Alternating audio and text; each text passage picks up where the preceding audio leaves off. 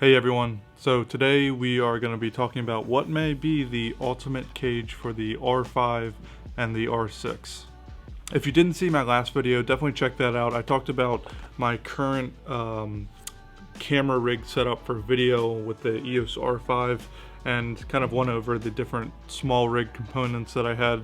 But in this video we're going to be talking about the SmallRig Black Mamba cage that was recently released, and basically I'm just going to be doing an unboxing and then fit it onto my Canon R5 just to give you my initial impressions of the product. And then after I've used it for a while, I'll come out with another video on the actual review of the product. I just want to make sure that I'm able to get some hands-on time with the cage. So like I said, we are going to be taking a look at this guy. Alright, let's see what the packaging is like. One of these days I'm going to set up an overhead camera to actually do this the right way. This is how it comes, right in this little foam core piece right here. And you just see the insert right there. So it's got the handle in the middle right here with the cage around it and the HDMI clamps right here. Alright, so let's check out the actual cage. So first impressions for this is it is light. It does feel really light. Look at that.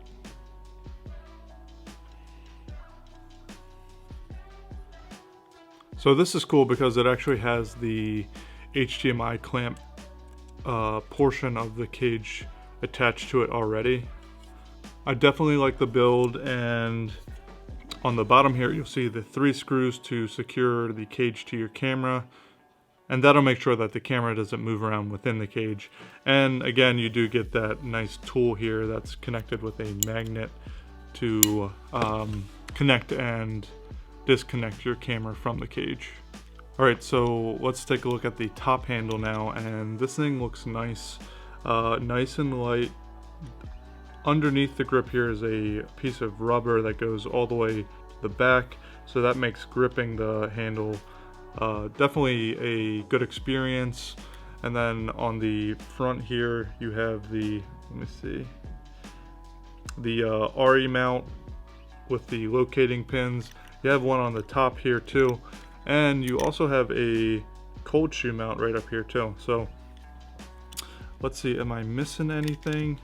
And then this is really nice, the way you actually mount it to the camera is you just have this screw right here that goes right into the cage. So overall the setup should be really quick and easy, but let's actually put it on the camera to see if that's the case. So one thing that I noticed when I was trying to put the cage onto my Canon EOS R5 with this 50mm 1.2 lens is that with my old cage I used to be able to just kind of stick the camera through the cage without taking the lens off, but with this one, since it is smaller, you'd actually have to take the lens off first, off of the camera first, and then slide the camera into the body and then put the lens on. So and I think that might be the case with some of these bigger L lenses, so I don't think that's going to be an issue if you are using some of those smaller lenses like the 35mm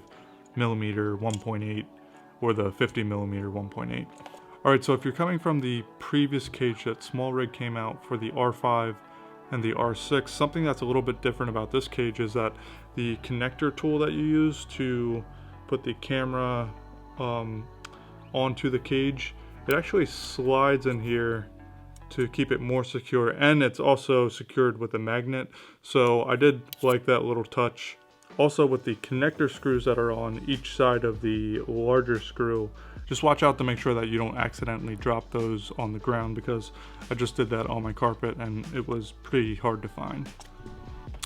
Alright, so this is the R5 with the cage connected to it.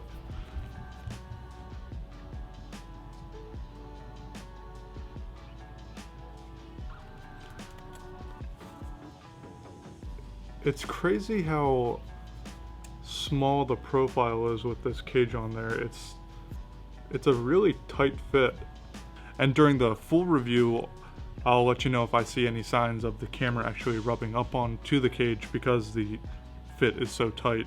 I could potentially see that happening with a heavier lens on the camera, like the 85mm 1.2. So I'll let you know about that. But otherwise, I really do like this cage. The feel of it around the grip area is also really nice. So I could definitely see myself keeping this cage on the camera when I need to switch between photography and video. One thing I will say is that while this grip is substantially better than the one that I got with my previous cage on the R5, I think I'd still have to use my hand strap because the grip isn't 100% and the cage does make the camera a little bit heavier, so it would be nice to have that extra security. Yeah, these 3 screws on the bottom here definitely make it a stable experience, and I don't feel that the cage moves around on the camera at all, which is nice. So screwing this top handle onto the cage is definitely a really nice experience. It is super easy to mount this thing on the top of the cage, and you can use the little tool that they provided to just tighten this up. Alright, so this is the camera with the handle on there.